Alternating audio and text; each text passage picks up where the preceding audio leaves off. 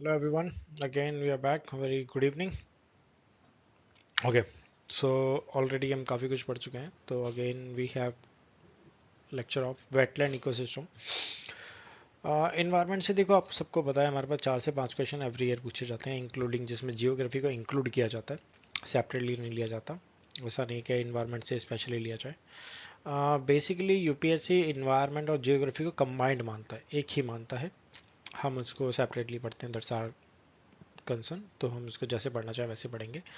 तो wetland ecosystem होता क्या है, measures to protect wetlands, and WCP क्या है, एवरीथिंग हम डिस्कस करेंगे. रामसर साइट क्या होता है, मॉन्ट्रेक्स रिकॉर्ड क्या होता है, रामसर साइट्स के साथ मिलके कौन कौन सी ऑर्गेनाइजेशन है जो काम करती हैं, इस सबको समझने की कोशिश करेंगे. और लेक्स हमारे लिए क्यों ज़रूरी हैं, वेटलैंड क्यों ज़रूरी हैं, कौन सबसे ज़्यादा मैटर करता है, एवरीथिंग. Okay, let's discuss. तो सबसे पहले कुछ भी स्टार्ट करने से पहले हमें ये जान लेना चाहिए कि हमारा एक एक्विटी इकोसिस्टम क्या होता है. देखो, जब भी हम एक्विटी इकोसिस्टम की बात करेंगे तो हमें ये समझना है एक एक्विटी इकोसिस्टम वहाँ होता है जहाँ पर प्लांट और एनिमल कम्युनिटीज वाटर बॉडीज के अंदर मिल जाती हैं. हमारे पास वाटर बॉडीज दो तरीके की होती हैं. एक होती है फ्रेश वाटर, ठीक है, दो सब ग्रुप में इनको बांटा जाता है. एक होता है फ्रेश वाटर इकोसिस्टम जिसमें लेक्स, रिवर्स और पॉन्ड्स ये सब आ जाते हैं, ठीक है. और एक तो मरीन इकोसिस्टम. मरीन इकोसिस्टम के अंदर हमारे पास ओशन आ जाते हैं, एस्चुरीज आ जाती है, मैंग्रोव्स आ जाते हैं, ठीक है. ये होते हैं हमारे पास. एक होता है फ्रेश वाटर, दूसरा होता है हमारे पास मरीन, ठीक है. एक्वेटिक जो इकोसिस्टम होता है वो बेसिकली क्लासिफाइड्स है बेस्ड ऑफ द सैलिनिटी, या फिर एक तरीके से जिसमें कितना ज़्यादा नमक. एक तरीके से फ्रेश वाटर जो इकोसिस्टम है वो बेसिकली ऑन लैंड पे होता है, कंटिन्यूसली साइकिल होता रहता है, चेंज होता रहता है, उसमें कुछ ना कुछ एडिशन, कुछ निकाला कुछ डाला, समथिंग पानी, यानी कि साइकिल चलता रहता है. तो इसकी जो सैलिनिटी होती है, सॉल्ट कंटेंट होता है, वो 0.5 ppt से कम होता है, नोन एज फ्रेश वाटर. वहीं there are two types of fresh water, जहाँ पर एक स्टैटिक होता है, स्टिल होता है, और दूसरा एक होता है रनिंग होता है. स्टैटिक में आपको पता है पॉन्ड आ सकते हैं, लेक आ सकते हैं, स्वेम्स आ सकते हैं, बॉक्स, ठीक है. और जो रनिंग है उसके अंदर आपके पास बेसिकली स्ट्रीम्स, रिवर्स, ये सब आएगा, ऑब्वियस सी बात है. और वहीं जब आप मरीन इकोसिस्टम की बात करते हो, जो हमारा सेकंड पॉइंट है, तो उसके अंदर वो सारी चीज़ें आती हैं जिसका जिसकी सैलिनिटी या फिर जो सी, इसमें सी वाटर आते हैं बेसिकली. और जो सॉल्ट का जो कंसनट्रेशन होता है वो 35 ppt और उससे ज़्यादा होता है. शैलो सीज और ओपन सीज में ऐसा होता है.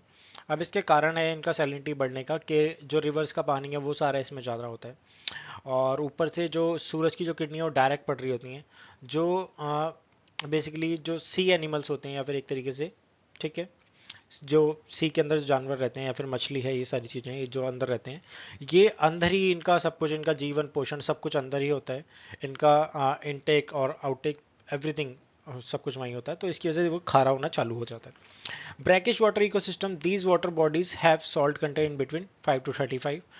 Okay, estuary, salt, Marsh, Marsh और मैंग्रोव स्वैम्प, ये सारी चीज़ें इसके अंदर आती हैं ब्रैकिश वाटर सिस्टम में. ब्रैकिश वाटर सिस्टम मैंने आपको बताया था कि पानी जैसे रिवर्स हैं वो बिल्कुल सीधा सी में जाके मिल रही है. तो जब सी में जाके मिल रही हैं तो एट सी के लेवल, सी के पॉइंट पे बिल्कुल वहाँ पर एक वो एक अपना एक लेक सा बना लेता है, यानी कि ना तो वो सी का ही पानी है ना ही वो रिवर का पानी है, दोनों का मिक्सचर है. और मिक्सचर हो जाने के बाद एक वहीं पर एक छोटी सी लेक हो जाती है, that's called the basically brackish water ecosystem. वहीं जब आप वेटलैंड्स की बात करते हो तो वेटलैंड एक तरीके मार्श और पीटलैंड होते हैं विद वाटर दैट स्टैटिक और फ्लोइंग, जहाँ पर स्टैटिक भी हो सकता है और फ्लोइंग भी हो सकता है, ठीक है. फ्रेश, ब्रैकिश, सैलाइन, ये सब कुछ आपको मिलेगा. Low tide does not exceed 6 metre. थोड़ी बहुत अगर जो टाइड आती हैं या फिर उछाल होता है पानी में, वो बेसिकली 6 मीटर से ज़्यादा का नहीं होता, ठीक है. वेटलैंड ट्रांजिशनल जोन्स होते हैं, इकोटोन होते हैं बिटवीन टेरेस्ट्रियल इको. देखो, जो इकोटोन क्या होता है, जहाँ पर दो दो इन्वायरमेंट, दो इकोसिस्टम आके मिलते हैं. अब यहाँ पर जब वेटलैंड की जब हम बात कर रहे हैं तो वहाँ पर दो इकोसिस्टम मिल जाते हैं. एक होता है आपका बेसिकली आपका लेक का या फिर आपका वेटलैंड का, दूसरा आपके पास लैंड का. तो वहाँ पर दोनों आपस में मिल जाते हैं, दैट्स बेसिकली कॉल्ड. अब यहाँ पर सेम ऐसी सारी चीज़ें चलती रहेंगी. अब हमारे पास अगर आप देखोगे 27,000 जो वेटलैंड्स हैं टोटल, उसमें से विच ऑफ 23,000 जो इनलैंड है और बाकी 4,000 हमारे पास कोस्टल से वेटलैंड है. सो दिस इज वेटलैंड जो ऑक्यूपाई करते हैं 18.4% ऑफ द कंट्रीज एरिया. 70% आज सच है पैडी कल्टीवेशन, जो कि अच्छा खासा हमारे खेती बाड़ी में काम आ जाता है. और वहीं अगर आप यहाँ पर देखोगे डिस्टिंक्ट फ्रॉम लेक, अब lakes are generally less important होती हैं या फिर इतना ज़्यादा जरूरी नहीं है जितने की वेटलैंड. तो वहीं इनका रीज़न क्या है, व्यू पॉइंट देखोगे तो biodiversity ecosystem. There is no clear distinction between lake and the wetland, ऐसा कुछ नहीं है कि किसी ने कुछ डिस्टिंक्शन इनका या फिर डिफ्रेंशिएट किया हो, बट यस हम उनको एक तरीके से देख सकते हैं। जो वेटलैंड है वो शैलो वाटर बॉडीज होती हैं, where lakes can be deep और शैलो। वेटलैंड बेसिकली जो मोस्ट ऑफ है उनका शैलो वाटर ही रहेगा, बट जो लेक्स हैं वो डीप और शैलो हो सकती हैं। National lake conservation programme NLCP जो है consider lakes as a standing water bodies. Obviously बात है, लेक को हम क्या कहते हैं, हमने अभी तक की जो देखा है वो स्टैंडिंग बॉडी में देखा है, स्टैटिक में देखा है। Have a minimum water depth of 3 metre, minimum जितना होता है 3 मीटर तो होता है। Generally cover water spread more than 10 hectare, और no very little aquatic vegetation, इतनी ज़्यादा वेजिटेशन होती नहीं है वहाँ पे। ये सारी चीज़ें, लेक कहीं भी बन सकते हैं, कहीं भी आप एक गड्ढा खोद दो और अच्छा खासा एक बड़ा गड्ढा खोद दो और चौड़ा सा खोद दो और वहाँ पर पानी वानी भरा हो, दैट्स बेसिकली। लेकिन ज़रूरी नहीं है वहाँ पर अच्छी खासी वेजिटेशन या फिर कुछ हो। लेकिन वेटलैंड के मामले में ऐसा नहीं होता, वेटलैंड इज़ टोटली डिफरेंट। कारण क्या, wetland generally less than 3 metre होता है, उससे ज़्यादा गहरा लेस देन होता है इतना। ठीक है, most of the area are usually rich in the nutrient, अच्छे खासे न्यूट्रिएंट्स मिल जाते हैं। Abundant of growth of aquatic macrophytes, जितने भी जो एक्वेटिक इकोसिस्टम वहाँ जनरेट होना होता है वो वहाँ पर मिलता है। सपोर्ट हाई डेंसिटी डाइवर्स फोना मिल जाता है आपको। फ्लोरा का तो बोल नहीं सकते, बट हाँ फोना आपको अच्छा खासा मिल जाएगा। तो माइक्रो जो बाइटेट्स होते हैं या फिर बायोडाइवर्सिटी कंजर्वेशन, बायोडाइवर्सिटी वो मिलेगी आपको वहाँ पे। एक्सेसिव आपको ग्रोथ मिलेगी माइक्रोफाइट्स की। ठीक है, और सेम मार्जिन सेम यहाँ पर देखो, कंपैरिजन में सिर्फ एक ही चीज़ है, ये लेक्स है, ये आपका वेटलैंड है। जो लेक्स है वो बेसिकली स्टैटिक्स हो सकते हैं। ठीक है, मोस्ट ऑफली सिर्फ स्टैंडिंग बॉडीज हो सकते हैं। वहीं यहाँ पर लेक्स के अंदर आपको अच्छी खासी वो वेजिटेशन या फिर फ्लोरा फोना नहीं मिलेगा, जो कि आपको वेटलैंड के अंदर मिलेगा, यहाँ ज़्यादा होता है। और यहाँ पर आपको डाइवर्सिटी ज़्यादा मिलेगी, यहाँ डाइवर्सिटी नहीं होती है। ठीक है, ये एविडेंट ऑफ ग्रोथ होते हैं, यहाँ पर एविडेंट ऑफ ग्रोथ इतनी ज़्यादा नहीं होती है। ये फ्री फ्लोटिंग होते हैं, ये फ्री फ्लोटिंग नहीं होते हैं। ठीक है, however marginal aquatic vegetation is desirable, it checks erosion, serves habitat for the wild life and improve water quality. तो this is also the good for this, कि अच्छी खासी एक वेजिटेशन मिल जाती है। और अच्छा, ठीक है, ये सारा इरोजन ये सब कुछ तो चलता ही है, दैट्स ऑल ओके। यहाँ पर अगर आप देखें तो सेम कंपैरिजन आपको देखने को मिलेगा। मोस्टली फ्लूवियल होता है, रेसिडियल होती हैं जो वेटलैंड है, परमानेंट और टेम्परेरी दोनों हो सकते हैं, रिलेटिवली लार्ज होती हैं। और वहीं अगर आप देखोगे जो थर्मल स्ट्रेटिफिकेशन है वो नहीं होता है इसके अंदर। वाइंड रेगुलेटेड होता है, वर्टिकल मिक्सिंग जो भी है। माइक्रोफाइट्स आपको मिलते हैं यहाँ पर, लेक्स के अंदर सिर्फ आपको फाइटोप्लैंक्टन मिलेगा। डेरिटियस पाथवे होता है, यहाँ पर ग्रेजिंग पाथवे होता है। यहाँ पर जो प्रोडक्टिविटी है वो हाई है, लेक के अंदर लो होती है। ऑलिगोट्रॉफिक है, यहाँ पर मोस्टली ईओट्रॉफिक है। यहाँ पर ये सिग्निफिकेंट है, ये लेस सिग्निफिकेंट है। वेस्ट मैनेजमेंट यहाँ नहीं होता, लेकिन यहाँ होता है। तो जो वाटर लेवल जो चेंजेस है वो यहाँ पर स्मॉल होता है, यहाँ पर अच्छा खासा है। ये परमानेंट होती हैं, ये दोनों तरीके से हो सकती हैं। Largest due to the tectonic force, fluvial geomorphic increase water body table. कुछ भी कोई भी एक झटका लगा, एक गड्ढा हुआ, दिस इज बिकॉज ऑफ हो जाती हैं, जियोमॉर्फिक हो सकती है, वाटर टेबल अपने आप बना लो। मोस्टली फ्लूवियल रेसिडियल लेक होती हैं। ठीक है, जो बेसिकली वेटलैंड है। तो वहीं इनका जो ज़रूरी है वो सारी चीज़ें मैंने आपको बता दिया है, प्योरिफिकेशन, न्यूट्रिएंट, ये सब कुछ मैंने आपको बता दिया है। आप पढ़ लीजिएगा, फिर स्क्रीनशॉट लेके आप देख सकते हो। वहीं यहाँ पर अगर आप देखोगे तो सेम सारी चीज़ें हैं। यहाँ पे रिपेरियन बफर होता है, और रिपेरियन किस तरीके से, यहाँ पर एक वाटर बॉडी है, यहाँ पर दूसरा है, ये दोनों इकोटोन बना रहे हैं। एक इकोसिस्टम यहाँ पर है, एक इकोसिस्टम यहाँ पर है। ये स्ट्रीम चैनल है, तो यहाँ पर बेसिकली एक अच्छा खासा इकोटोन बन जाता है। रीज़न फॉर डिप्लीशन किस तरीके से, रीज़न क्या है, देखो एक्सेसिव पॉल्यूटेंट हो जाते हैं, domestic waste, agriculture run off, और डम्प्ड जो भी हम वेस्ट डालेंगे उसकी वजह से। हैबिटेट डिस्टिंक्शन होता है, आप कुछ भी इकोलॉजिकली कुछ भी यहाँ पर छेड़छाड़ करोगे वेटलैंड का, ऑटोमेटिकली ये डिप्लीशन का कारण बनता है। Conversion of wetland for agriculture, wetland को आप एग्रीकल्चर में यूज़ करने लग जाते हो पब्लिकली, और माफिया के थ्रू यूज़ होना चालू हो जाता है। ओवर फिशिंग, फिश फार्मिंग ज़्यादा होने लग जाती है, तो धीरे धीरे उस एरिया का डिप्लीशन चालू हो जाता है। एक टाइम के बाद सिर्फ वो वेटलैंड से पानी का एक गंदा नाला बन जाता है। ओवर ग्रेजिंग, मार्शी सॉइल, अब जितना ज़्यादा आप उसे ख़त्म करते जाओगे, जितना ज़्यादा आप उसे यूज़ करते जाओगे, तो कुछ भी नहीं बचेगा, एक दलदल बच जाएगा एक टाइम के बाद। रिमूवल ऑफ सैंड और ये सारी चीज़ें, आप नदी में से भी अगर आप सैंड निकालते हो तो भी आपको इफेक्ट पड़ता है। मोस्ट ऑफली जो नदी के अंदर जितना ज़्यादा रेत रहेगा ना, सब कुछ रहेगा, ये मान के चलो बाढ़ होने के चांसेस कम हो जाते हैं। और रेत बना रहना चाहिए दोनों तरफ। ठीक है, अब इसी तरीके से आप यहाँ से निकालना चालू कर दोगे तो रेत की वजह से क्या होता है, पानी ना ज़्यादा ज़मीन सोखती नहीं है, धीरे धीरे एक वो बैलेंस क्रिएट करके रखती है, तो वो भी ये ख़त्म हो जाता है, तो डिप्लीशन का रीज़न बन जाता है। अब मिटिगेशन क्या है, तो demarcation of wetland using the latest technology, इनको यूज़ किया जाना चाहिए, इन्फोर्समेंट ऑफ लॉ आने चाहिए, preventing unsustainable aquaculture and cultivation of shellfish, तो इसको होना चाहिए, treating of industrial effluent water from farmland discharging into wetland करना चाहिए, utilising wetland on sustainable basis by giving enough time for natural जी regeneration, artificial generation, quick recovery की जानी चाहिए। तो कुछ पॉइंट्स हैं जो कि इनको मिटिगेशन के तौर पे यूज़ किए जाने चाहिए ताकि उनको दोबारा से जो वेटलैंड्स है उनको दोबारा से एक बढ़िया लाइफ दी जाए। So these are the points जो कि आप यूज़ कर सकते हो। वहीं इनका एफॉरेस्टेशन किया जाना चाहिए, वीड कंट्रोल होना चाहिए, प्रिवेंटिंग इन्वेसिव स्पीसीज इनको ना लाया जाए वहाँ पे। इन्वेसिव स्पीसीज के बारे में मैंने आपको बताया था। तो जो प्रिवेंटिव मीजर्स हैं to stop introduction of exotic invasives like water hyacinth, इनको नहीं होना चाहिए। सॉइल कंजर्वेशन होना चाहिए वहाँ पर, अच्छा खासा मीजर्स होना चाहिए, और एफॉरेस्टेशन चलता रहिए, preventing grazing peripherals of wetland, अच्छा ग्रेजिंग हो लेकिन इतना ज़्यादा ना हो कि वो पूरा का पूरा एरिया ख़त्म ही हो जाए। वाइल्ड लाइफ कंजर्वेशन होना चाहिए, सस्टेनेबल टूरिज्म चलना चाहिए, और इको टूरिज्म को फॉलो किया जाए, सेंसिटाइजिंग लोकल पॉपुलेशन होना चाहिए। तो अगर ऐसी चीज़ें चलेंगी इस तरीके से अगर होगा, तो कई जगह पे इको टूरिज्म बना रखा है कि वहाँ पर इको इन्वायरमेंट को भी फोकस कर रखा है प्लस टूरिज्म को भी। तो टूरिज्म की वजह से इन्वायरमेंट आपका बेसिकली हार्म नहीं होना चाहिए, this is the basically. Eutrophication नहीं होना चाहिए, ठीक है, यानी कि एल्गी ये सारी चीज़ें ज़्यादा ना हो जाए, इनको टाइम टू टाइम न्यूट्रिशन मिलना चाहिए अच्छा खासा, सुपोषण का शिकार ना हो, this is kind of involving the local population in the conservation of wetland. हर किसी को इन्फॉर्मेशन दो या फिर एक तरीके से उनको अवेयरनेस फैलाओ, this is basically your side, please do not आप उसको ख़राब ना करें, दिस इज़ काइंड ऑफ अच्छे तरीके से, और हार्म एनी इन्वायरमेंट और समथिंग, तो इस तरीके से चलना चाहिए। ये ट्रॉफिकेशन सुपोषण क्या होता है मैं आपको बता देता हूँ। एक लेक होता है यूट्रॉफिकेशन के लिए, मैं आपको बताता हूँ, एक लेक है या फिर एक वेटलैंड है, ये अच्छा खासा भी फ्रेश है, धीरे धीरे धीरे धीरे इसके अंदर वेस्ट जाएगा, किसी का इंडस्ट्रियल और सारी चीज़ सारे वेस्ट जाते रहेंगे, और धीरे धीरे धीरे उसी की वजह से इसमें एक एल्गी बननी चालू हो जाएगी। एल्गी बनने के कारण जो डिजॉल्व जो ऑक्सीजन है वो खत्म हो जाएगा। तो अंदर जो डिजॉल्व जो ऑक्सीजन है वो खत्म हो जाने के बाद जो इस लेक के अंदर, इस वेटलैंड के अंदर जो भी एक्वेटिक एनिमल्स होंगे वो सारे के सारे मरना चालू कर देंगे, जिनको वो ऑक्सीजन नहीं मिलेगा। और एल्गी बनने के कारण ये पूरी की पूरी धीरे धीरे धीरे धीरे ये जो लेक वेटलैंड है ये काली पड़ जाएगी, नीली पड़ जाएगी, एकदम से गंदी हो जाएगी।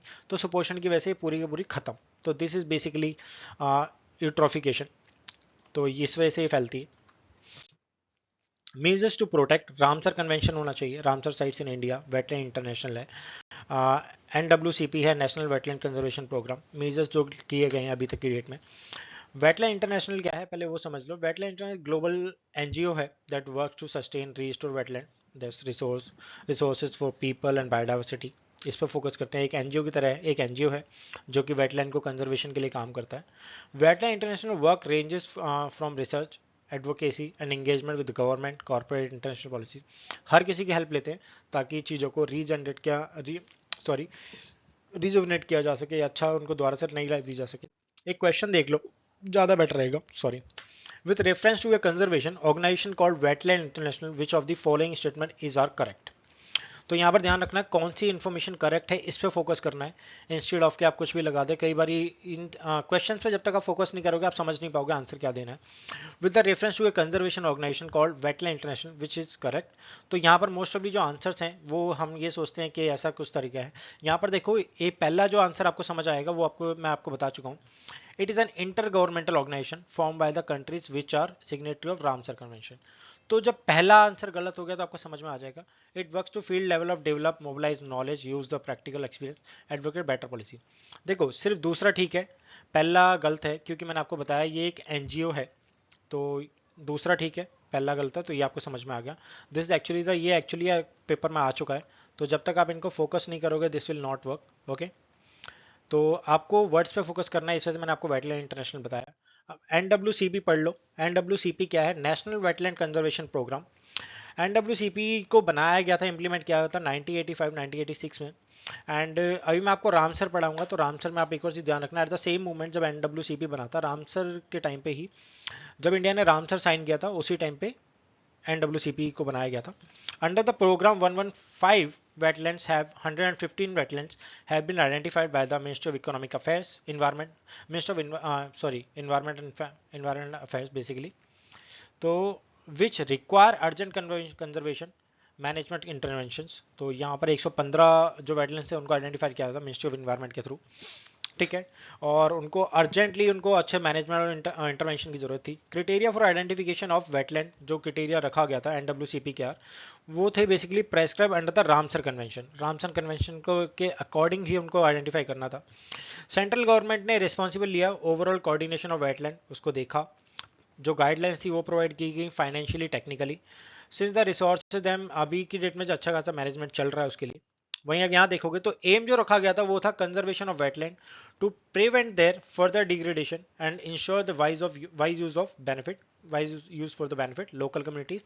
ओवरऑल कंजर्वेशन अच्छा खासा वही उनका ध्यान रखा जाए, उनका ढंग से यूज किया जाए और ईमानदारी से ढंग से बहुत करते चले। ऑब्जेक्टिव्स क्या थे? Lay down policy guidelines, policy जो गाइडलाइंस थी उनको लाया जाए, उनको मैनेज किया जाए वेटलैंड्स को भी। फाइनेंशियल टेक्निकल वो सारी जो इंटेंसिव जो मेजर्स थे वो लेने थे, उनको असिस्टेंस प्रोवाइड करना था।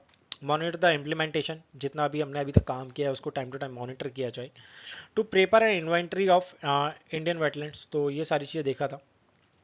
तो ठीक है, बट ये ध्यान रखना है जितने भी ऑब्जेक्टिव जो ये रखते हैं ना, एक बार बॉडी बन जाने के बाद इनके ऑब्जेक्टिव का कुछ काम नहीं आता। आप चाहे कुछ भी कर लो। अब फॉर एन एग्जांपल के लिए स्वच्छ भारत मिशन है। स्वच्छ भारत मिशन 2014 में लाया गया। 14 में लाने के बाद टिल नाउ ये कह सकते हो कि हाँ इम्प्रूवमेंट तो हुई है, बट टाइम टू टाइम इस पर कितना फोकस किया गया ये जरूरी है। मेरे को जहाँ तक अभी तक मुझे लगता है कि इम्प्रूवमेंट लोगों ने खुद ज़्यादा करी है इंस्टीट्यूट ऑफ गवर्नमेंट। गवर्नमेंट ने एक पॉलिसी लाया, उसको काम करना चालू किया। गली गलियों में अब गाड़ियाँ घूमती हैं अब, लेकिन पीपल या फिर कुछ भी है, कई बार आप पार्क देखोगे, एरिया देखोगे, काफ़ी जगह पे आपको अच्छी खासी गंदगी आपको मिल जाती है। तो उसको करने की जरूरत, जो स्लम एरियाज हैं और कुछ जो छोटी कॉलोनीज हैं वहाँ पर गंदगी आपको बहुत ज़्यादा मिलेगी, तो उसको भी कवर करना ज़्यादा ज़रूरी है। जो डंपिंग यार्ड्स हैं, ठीक है, उनको ठीक करना ज़्यादा ज़रूरी है। तो उन पर फोकस जब तक नहीं किया जाएगा तब तक कुछ नहीं होगा। तो ये ज़रूरी है, जो वेस्ट मैनेजमेंट है उसका चलना ज़रूरी है। तो ये कुछ हैं एनडब्ल्यूसीबी के थ्रू जो वेटलैंड्स हैं 115, उसको रामसर साइट्स आपको चेक करनी है गूगल पे। मैं बाकी नेक्स्ट लेक्चर में मैं डाल दूंगा जितनी भी रामसर साइट्स हैं इंडिया के अंदर, क्योंकि ज़रूरी हैं, बढ़ चुकी हैं पहले से। रामसर कन्वेंशन है 1975 में आया था। रामसर क्या है बेसिकली? एक रामसर ईरान के अंदर एक सिटी है।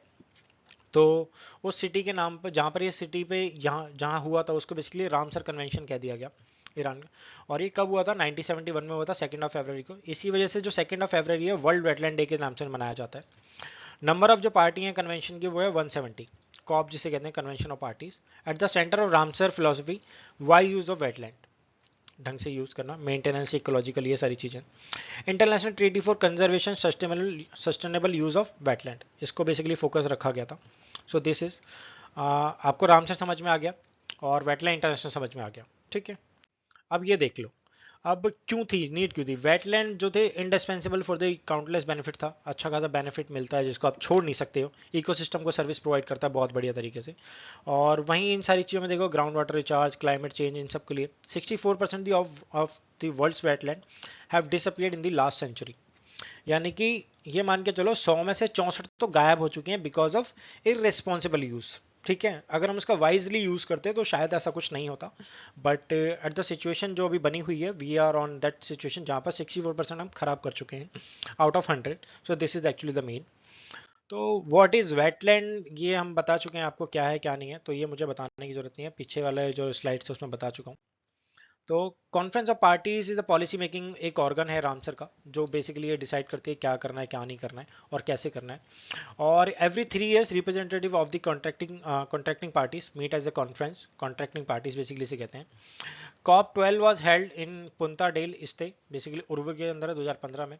Conference 13, COP 13 took place Dubai. Already हो चुकी है, ये स्लाइड पुरानी हो चुकी है, तो आप प्लीज़ न्यू उसको देख लेना, न्यू चीज़ों को, तो ज़्यादा बढ़िया रहेगा। नई मीटिंग कब हुई थी, I am not aware about it, but yes next slide के अंदर मैं आपको डाल दूंगा। ओके।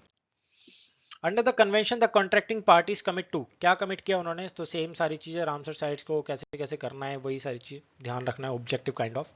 तो इतना ज़्यादा ध्यान मत दो, ठीक है। इनका पार्टी का कन्वेंशन या फिर कमिट जो करते हैं वो यही हो, work toward wise use of their wetland, designate sustainable wetland, और उनका ध्यान रखो, ये सारी चीज़ें बाउंड्रीज बनाओ। तो रामसर साइट्स हैं 2300 Ramsar site on territory of 170 Ramsar contracting parties total हैं। और the countries most sites are with 170। UK के अंदर 170 है, मैक्सिको में 142 है। Bolivia has the largest area under Ramsar protection, ध्यान रखना। तो ये आपको ध्यान रखना है। Bolivia largest area under Ramsar, Bolivia का जो लार्जेस्ट जो एरिया है वो रामसर कन्वेंशन में है। और जो सबसे ज़्यादा जो रामसर साइट्स हैं वो यूके के अंदर है, उसके बाद मैक्सिको में 142 हैं, यूके में 170 हैं। तो दिस इज़ एक्चुअली, तो this all fine, I think हमने ऑलरेडी ये कवर कर लिया है। Now let's go transboundary Ramsar site. ये जितना भी ऑरेंजेस डॉट आपको दिख रहे हैं वर्ल्ड वाइडली ऊपर आपको स्क्रीन पे, तो ये सारे के सारे रामसर साइट्स है, ध्यान रखो। This is these are ecological coherent shared wetland extending और बॉर्डर्स। तो हर किसी का ही काम है, ध्यान रखना। अब इंडिया ने जो रामसर साइट्स है वो ध्यान रखना 1985 में साइन किया था, वो उसमें मेंशन नहीं था, that's why I am telling you. The Montreux record basically क्या है? Register of wetland sites, list of wetland of international importance where changes in ecological character have occurred, are occurring or likely to occur as a result of technological development, pollution और human interference। अब कहने का मतलब क्या है कि जो भी रामसर साइट जो खराब हो चुकी हैं, जिनको ह्यूमन इंटरफेरेंस के कारण या पॉल्यूशन के कारण या फिर कुछ भी कारण, उसे दोबारा से सही किया जाए, इस वजह से उनको मॉन्ट्रिक्स रिकॉर्ड में डाला जाता है। ठीक है, it's maintain as a part of Ramsar site. Okay, अब यहाँ पर अगर आप देखोगे wetland, if a wetland of international importance is a bot under the Montreux record, what does it apply? तो ये क्या करेगा? चेंजेस इकोलॉजिकल के कैरेक्टर ऑकरिंग और likely occur in wetland result of human interference, obviously बात है। या फिर ये सारी चीज़ें वर्ल्ड हेरिटेज, ये तो हो ही नहीं सकता। तो इस तरीके से चल रहा है, तो आंसर आपका पहला ही ठीक है। सो this is just for knowledge, मैंने आपको डाल दिया। मैं यहाँ पर आपसे आपके साथ कोई क्वेश्चन आंसर नहीं खेल रहा हूँ। रामसर कन्वेंशन के साथ में कौन कौन सी जो इंटरनेशनल ऑर्गेनाइजेशंस हैं जो काम करती हैं, उसमें वर्ल्ड लाइफ इंटरनेशनल है सबसे पहली। उसके बाद IUCN आता है, international union for conservation of nature. IWMI आता है, international water management institute. Wetland international आता है, WWF आता है। इंटरनेशनल वाइल्ड लाइफ वेटलैंड आता है। CBD आता है, UNCCD आता है, ठीक है। और convention of the conservation of migratory species wild, CMS आता है। उसके बाद WSC आता है, साइट्स आता है, UNEP आता है, UNDP आता है, जो UN की एजेंसी है, नॉन गवर्नमेंटल, ये सारी चीज़ें। और वहीं अगर आप देखोगे if a wetland, criteria for identification of wetland under Ramsar convention, कैसे उसको किया जाता है? Contains a representative rare a unique example of nature और नेचुरल वेटलैंड। वल्नरेबल हो, इंडेंजर्ड हो, वहाँ पर अच्छी खासी फ्लोरा फोना हो, वहाँ पर सारी चीज़ें बनी हुई हो। अगर वो नहीं होगी तो किसी को अफेक्ट होगा, फ्लोरा फोना को, इन्वायरमेंट को अफेक्ट होगा, उसकी एक अच्छी खासी चीज़ें, वहाँ का एक अच्छा खासा डाइवर्सिटी होनी चाहिए। ये सारी चीज़ों को फॉलो किया जाता है। सेम लाइक दैट, इसमें रेगुलरली सपोर्ट किया जाए, ये सारी चीज़ें बनाया जाए। सेम ऐसा कुछ खास नहीं है क्या हो। तो ये था आज का हमारा लेक्चर। होप आपको लेक्चर पसंद आया हो, आपको करेक्ट नॉलेज मिली हो। हाँ, मेरे को आपको दो चीज़ पूछनी है, मैंने आपको बता दिया जो उसमें पहली, मेरे को उसमें जो एक चीज़, सॉरी, दो चीज़ पूछनी थी। एक मैंने आपको बता दिया है कि इंडिया रामसर साइट्स के अंदर कब ऐड हुआ। दूसरी चीज़ है कि मॉन्ट्रिक्स रिकॉर्ड के अंदर अभी तक की डेट में इंडिया के कितने वेटलैंड्स को ऐड किया गया है। तो ये आपको मुझे बताना है, और क्या है तो वो आप मुझे कमेंट बॉक्स में बता दीजिएगा। बाकी नेक्स्ट लेक्चर में हम आपको बता ही देंगे। So thank you so much, आज के लिए मिलते हैं दोबारा नेक्स्ट लेक्चर में एक नई कहानी और नई चीज़ के साथ। Bye bye.